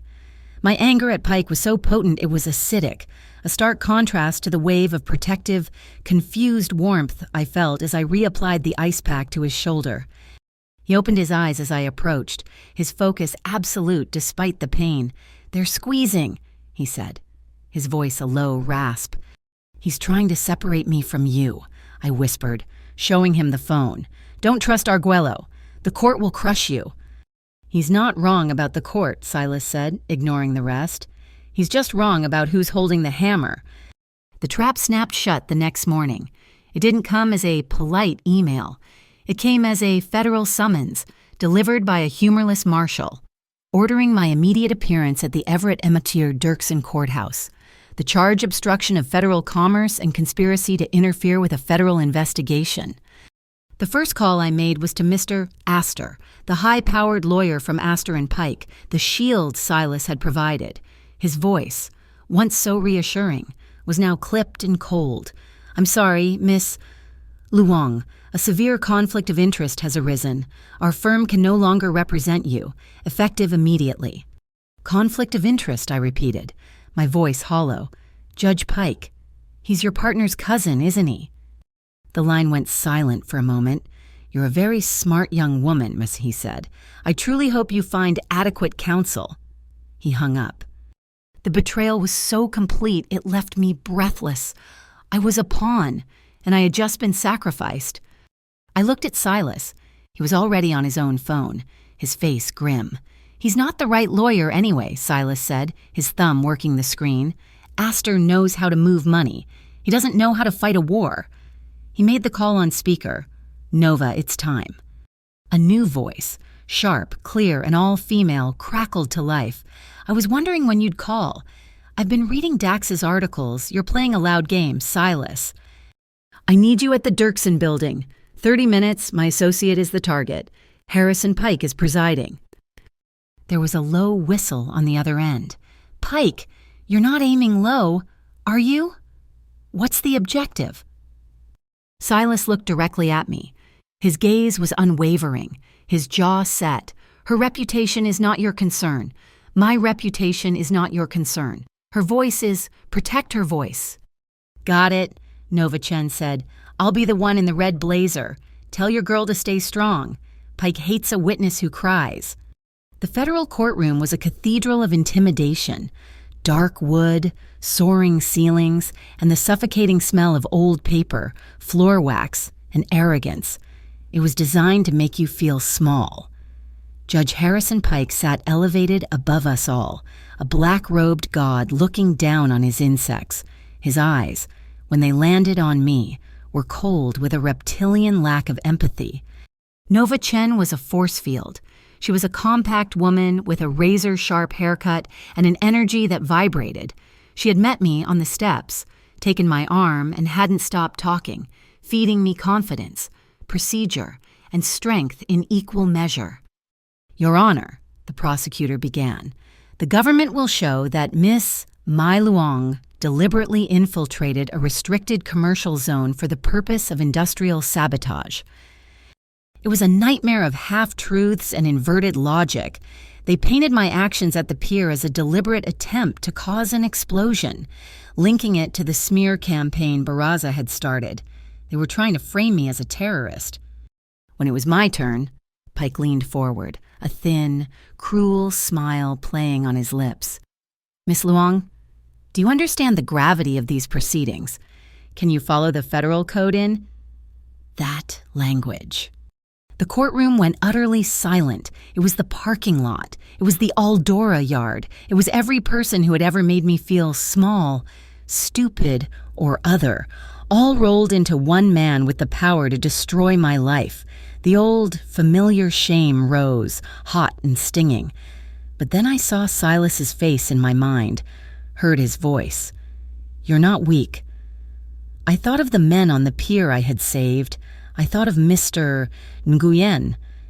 I stood up straight, my hands clasped behind my back so no one could see them tremble. I looked directly at the judge. I will answer in my English. Your Honor, I said, my voice clear and carrying to the back wall, not in your contempt. A collective gasp went through the gallery. Rhea Dax, sitting in the press row, scribbled frantically. Pike's face turned a deep, blotchy red. Beside me, Nova Chen permitted herself the smallest, most predatory smile. Your Honor, Nova said, rising smoothly, my client did not obstruct commerce. She prevented a multi-casualty event. She unrolled a large diagram and placed it on an easel. It was the schematic I had drawn for Silas in the safe house, detailing the pier, the generator, the leaking valves, and the blast radius I had calculated. This is not a guess. Your Honor, this is a blast yield and pressure tolerance map, drawn from memory by my client, who is a trained lab technician with a degree in chemistry. She didn't interfere. She performed a heroic emergency containment. The next blow came from an unexpected ally, the attorney for the Bureau of Proscribed Commerce, looking deeply uncomfortable, stood, Your Honor, in light of this new information, the BPC wishes to submit new evidence. He held up a digital audio device. We have analyzed the voice memo provided by Miss Luong. The term sleeping shark has now been confirmed by our linguistic analysts as port-specific slang for a deliberately sabotaged oxygen compressor. I saw the MVPC commissioner, seated behind the prosecution, put his head in his hands. My broken English, the pigeon they had all ignored, was the very key to the entire case. Pike was losing control. He slammed his gavel. This is a circus. This evidence is inadmissible. It is fruit of the poisonous tree. It was all gathered by dark, extra-legal sources. He was looking right at me, his eyes promising retribution. Speaking of dark sources, Your Honor, Nova said, her voice cutting through his tirade. She held up her tablet. I have just filed a public records declaration. It seems the Pike Foundation for Urban Renewal, a charitable trust of which you are the sole director, has received over $2 million in anonymous donations in the last 6 months. Pike went rigid. That is irrelevant. Is it? Nova continued, her voice resonating with cold fury. because those donations trace back to a blind trust registered in the Cayman Islands. The same blind trust, Your Honor. That is the parent company of Cortez Barraza's Aldora Medical Supply. The room exploded. Reporters were literally scrambling over the benches to get to the aisle. Pike was pale, his gavel banging a frantic, powerless rhythm. A man in a sharp suit stood up in the back row. Your Honor, Robert Vance, City Integrity Unit. In light of this declaration, the CIU is opening a formal investigation into this court and its presiding judge, effective immediately. Pike roared for a recess, his face a mask of pure fury. The marshals cleared the room. I stumbled out into the grand, marble hallway, my legs dissolving beneath me. I was shaking so violently I had to lean against a pillar to breathe. The victory felt like a defeat, like I had survived a car crash. He was there, Silas, standing 20 feet away, honoring the public space, the prying eyes, the cameras. He was a still point in the chaos. Evan Rook, a silent shadow, handed him a bottle of water and a small packet of tissues. Silas walked over, his injured arm held stiffly at his side, and offered them to me. His eyes were not the eyes of a mob boss. They were just proud. "You're not a case, Mai," he said, his voice so low only I could hear it. "You're not a file to be traded. You are the only one in that room who is making them listen." The recess was short. When we were called back in, Pike's face was a terrible, mottled gray. He was a cornered animal. This court finds the defendant, Mai Luong, to be a significant flight risk, given her precarious immigration status and her demonstrated ties to disruptive elements. His eyes were full of venom. "I'm ordering her remanded into federal custody immediately, pending a full review." A marshal stepped toward me. I heard the click of the handcuffs. This was it. I had won the battle, but he was going to bury me in a cell. "Your Honor," Nova's voice was like ice. She stepped in front of me, handing a single blue-backed document to the stunned marshal. "That will not be necessary. This is an emergency stay and a writ of protection from the 7th Circuit Court of Appeals, invalidating your order on the grounds of demonstrated judicial prejudice and conflict of interest." She had predicted it. Silas had predicted it. While Pike was building my gallows, she had been at a higher court, dismantling it. The marshal looked at the document, looked at Pike, and stepped back. We walked out of the courtroom. We walked right past Harrison Pike, who sat there, powerless, his gavel in his hand, a man already in his grave. The steps of the courthouse were a sea of cameras. Rhea Dax was at the front, her phone held high, her voice ringing out. This is Mai Luong, the woman whose voice they tried to silence. That voice, that accent, is the reason a federal judge is under investigation and a catastrophe at the docks was averted. My personal phone, buried in my pocket, buzzed over and over. A new hashtag was trending. Her accent saved lives. My eyes searched the crowd, past the lights, to the shadows of the alley across the street. He was there, his collar turned up against the wind, his left arm now cradled in a discreet black sling. Silas wasn't looking at the cameras. He was looking at me.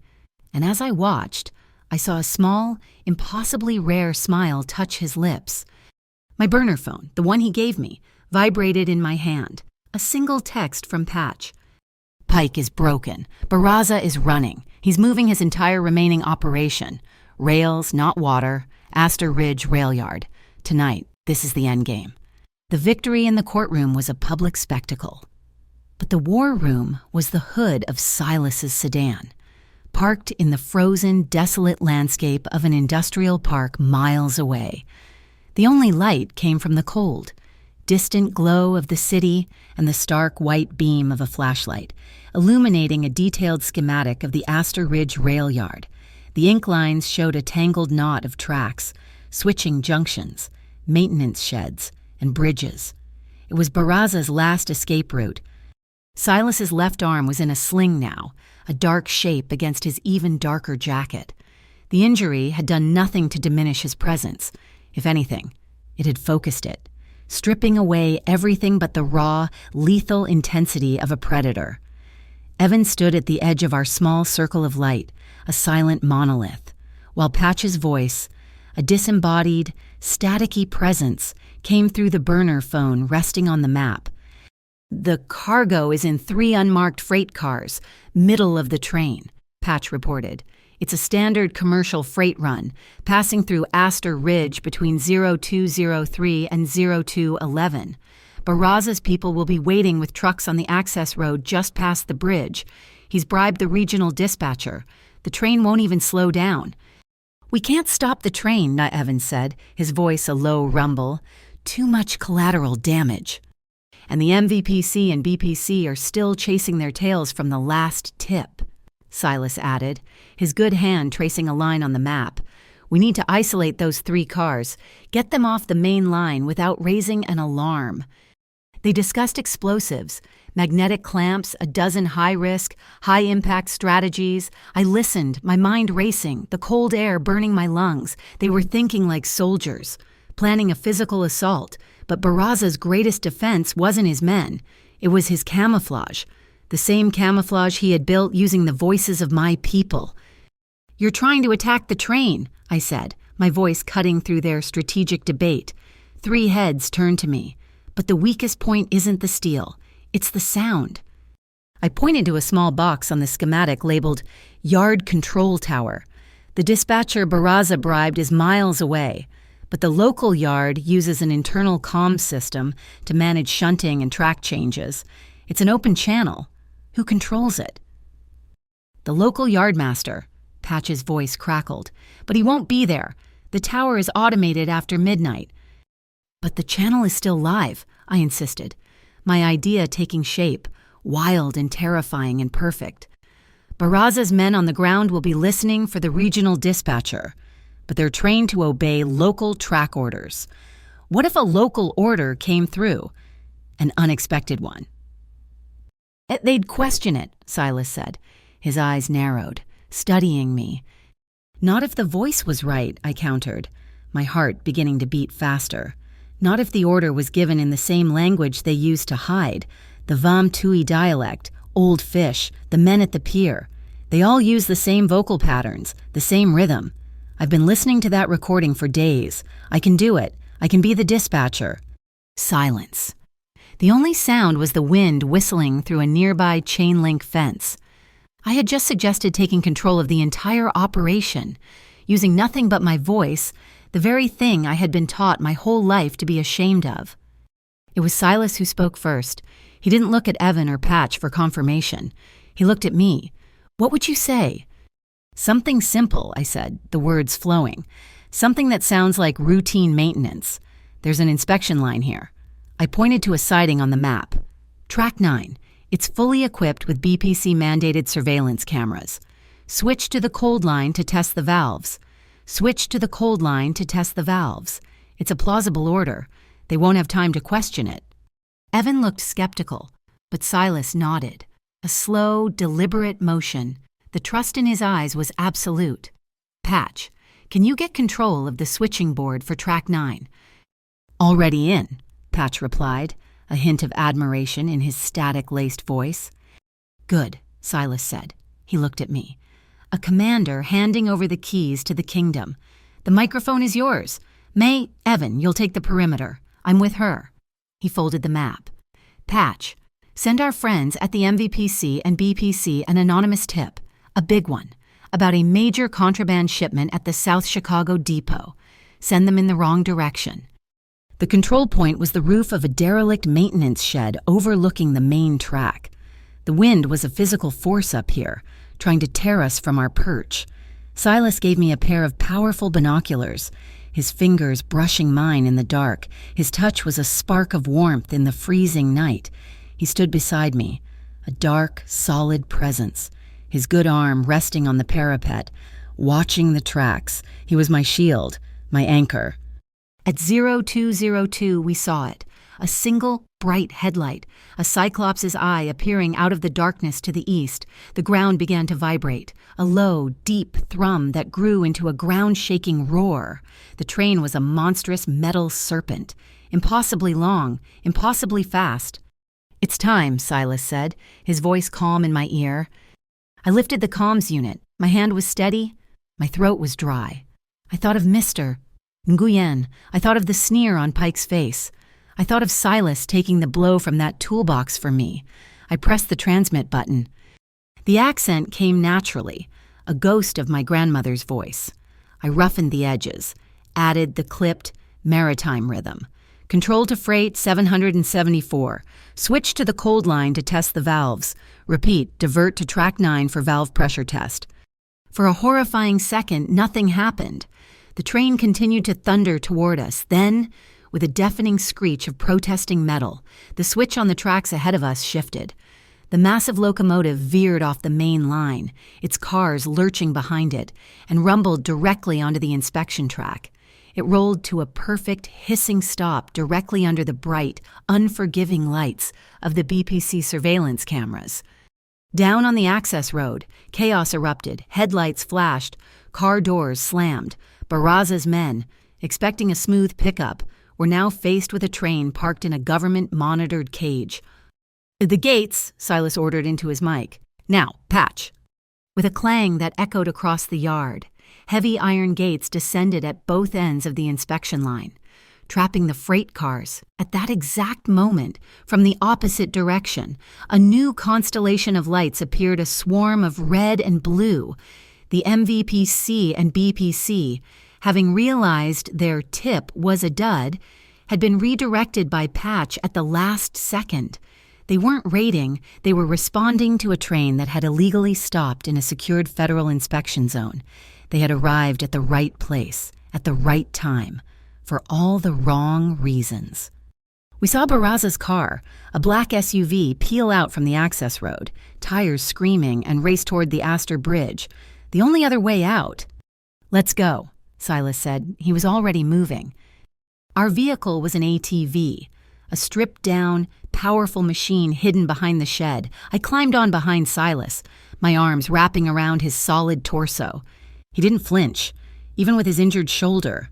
He gunned the engine, and we shot out into the night, cutting across the frozen, rutted ground, a shortcut straight for the bridge. The wind was a physical blow, stealing the breath from my lungs. I buried my face in his back, the scent of cinnamon and cold leather filling my senses. We hit the ramp to the bridge just as Barraza's SUV skidded onto it. The surface was a sheet of black ice. The SUV fishtailed wildly, the driver fighting for control. Then, from the far end of the bridge, a pair of headlights flared to life. Evan. He had circled around, his sedan now a solid black wall blocking the exit. Barraza's SUV screeched to a halt, trapped. Silas brought the ATV to a stop a few yards away. The confrontation was set. Barraza stepped out of the car, his face a mask of incandescent rage. "Arguello, you're a dead man. Your assets are frozen. You have nothing." Silas dismounted slowly, his movements stiff but deliberate. He walked to the center of the bridge, the wind whipping his coat around him. I stayed by the ATV, my heart pounding. "You used a charity clinic as a human shield. Cortez," Silas said, his voice devoid of all emotion, a flat, chilling statement of fact. "You used sick people as cover." Barraza laughed, a harsh, ugly sound. "Business is business, and you can't prove a thing. My man Pike has you tied up in so much legal red tape, you'll be dead before you see the inside of a courtroom." He pulled a small digital recorder from his pocket and held it up. "And just in case, I have a little insurance policy, the good judge, discussing exactly how he was going to bury you. This gets me a deal, and you get a life sentence." My mind went into overdrive. The recorder, the confession, an idea, born of desperation and instinct, sparked in my brain. I slid off the ATV, my own burner phone in my hand. I hit the speakerphone icon and called the only other number in its memory. "Patch," I said, my voice loud and clear, carrying on the wind. "Are you listening?" Barraza spun, his eyes locking on me. "What is this?" "Tell him what you have. Mr. Barraza," I said, my voice shaking but loud. "Tell my friend exactly what's on that recorder. I'm sure the CIU would love to hear how you entrapped a federal judge. Maybe they'll give you the deal." He took the bait, his ego, his arrogance. It was all he had left. "I've got him admitting everything," he snarled, taking a step toward me. playing to an audience that was both there and not there.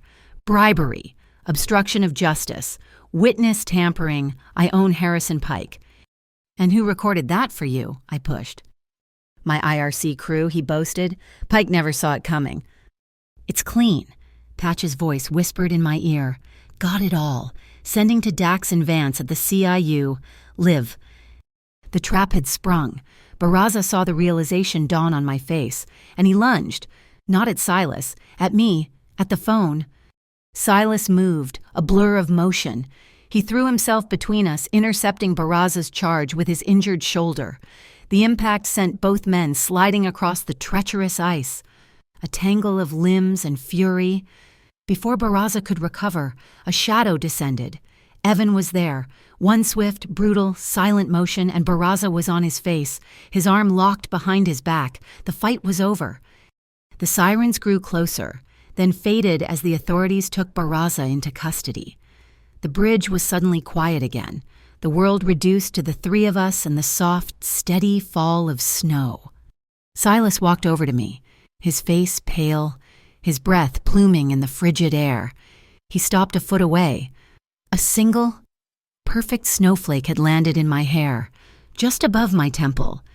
He reached out with his good hand, his touch impossibly gentle, and brushed it away. His fingers lingered for a fraction of a second against my skin. Our eyes met, the chaos, the fear, the victory. It all swirled in that one long look, and then, despite the cold, despite the pain I knew he was in, we both started to laugh, a quiet, breathless, incredulous laugh. We had survived. A moment later, Silas's phone buzzed. He looked at the text, and the small, rare warmth on his face vanished, replaced by a familiar, cold intensity. "What is it?" I asked. He looked up from the screen, his eyes meeting mine. "That was Patch. Harrison Pike cleared out his office an hour ago. He told his clerk he was going hunting in Canada." He slipped the phone back into his pocket. "It's not over. He's the loose end." 3 months can change the texture of a city. The gray, fear-choked winter had given way to a tentative spring, the ice on the river breaking up into sluggish, shifting plates. Cortez Barraza's empire had crumbled under the weight of federal indictments, and legitimate shipments of oxygen were once again flowing to the community clinics of Lower Calumet. The cloud of suspicion that had hung over the Vietnamese community had lifted, replaced by a quiet, resilient pride. Tonight, that pride was a tangible thing, a warm, bright sound filling the community hall of Father Ann's church. It was a fundraiser, a night of voices, celebrating the neighborhood's recovery.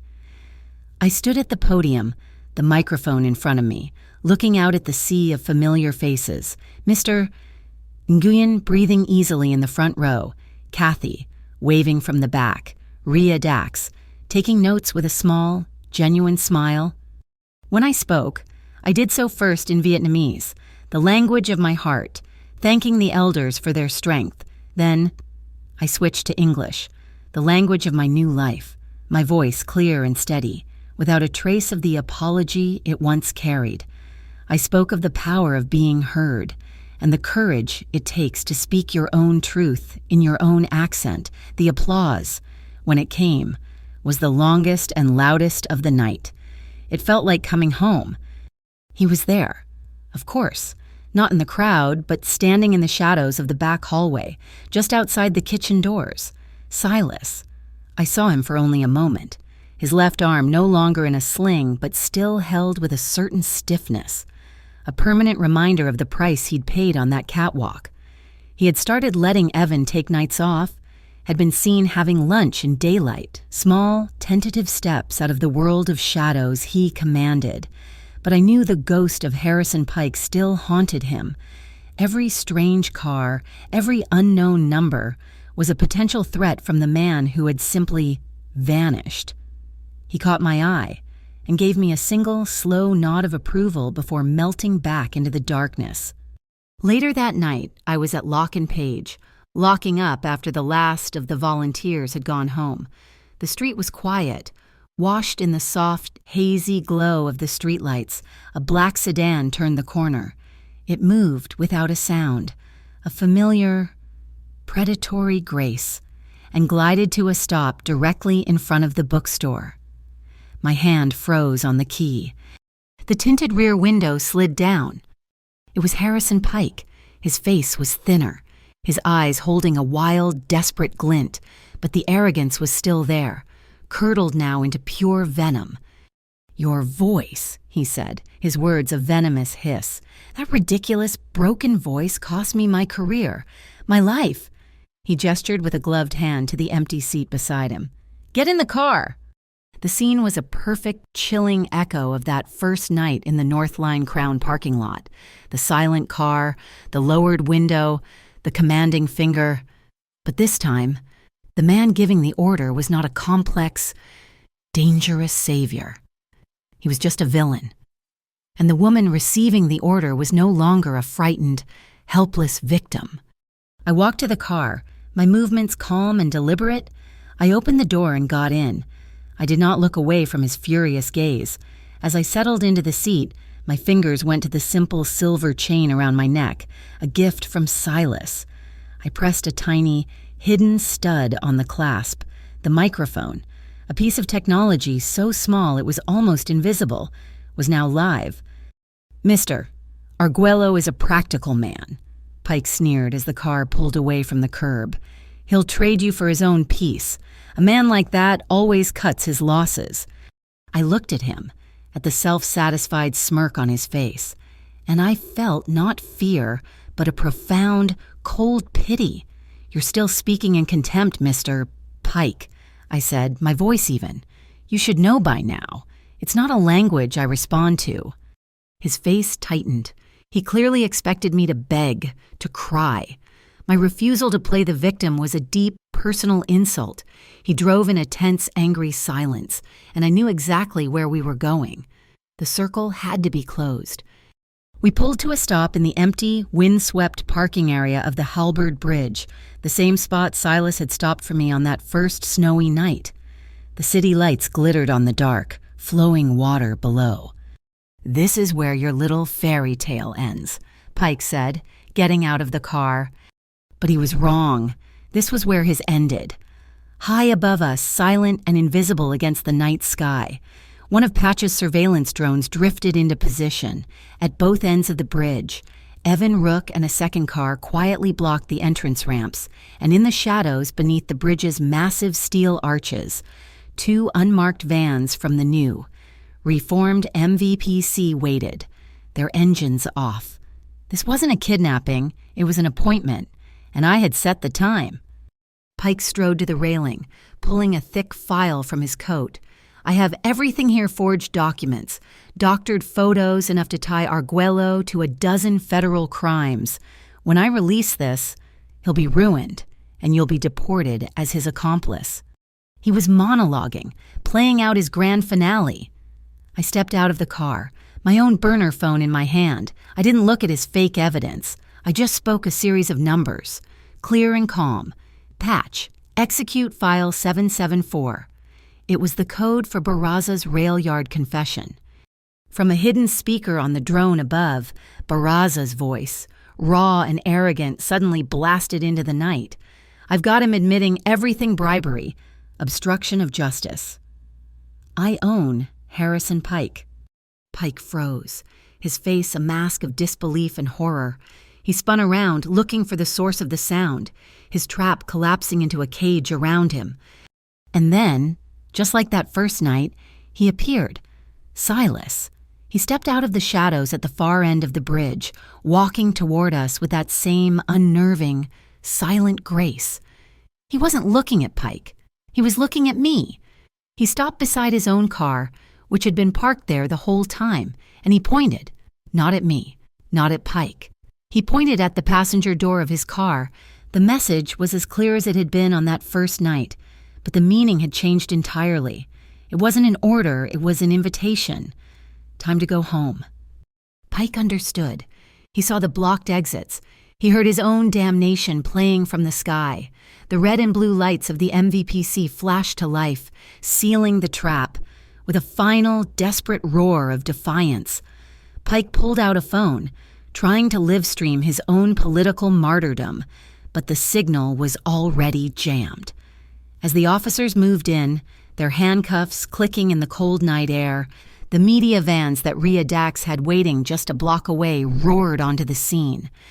I leaned against the cool metal of Silas's car, the adrenaline finally leaving my system, my eyes stinging with tears of pure, unadulterated relief. Silas walked over. Stopping a respectful half-step away, the strategist was gone, the mob boss was gone. In his place was the man who had brought me warm bread in a storm. "Home?" he asked, his voice soft. My apartment was not a palace. It was small and warm and filled with the scent of the mint tea I was brewing. There were no grand declarations, no passionate speeches. He just held me for a long time in the middle of my small kitchen, his arms a safe harbor, his chin resting on the top of my head. The kiss that followed was deep, but gentle, a quiet confirmation of everything that had passed between us. We stood at the counter, our hands intertwined on the worn formica, a silent, everyday promise. The next morning, a new foundation was announced at Father On's church, the Accent Proud Scholarship. Its mission was to provide funding for ESL programs that focused not on erasing accents, but on empowering students with the confidence to speak their truth in their own unique voices. The benefactor was, of course, anonymous. Father Ann asked me to be the program's first coordinator. Today, I'm driving. Silas sits in the passenger seat, his arm resting comfortably on the open window, the city of Chicago reflecting in the glass.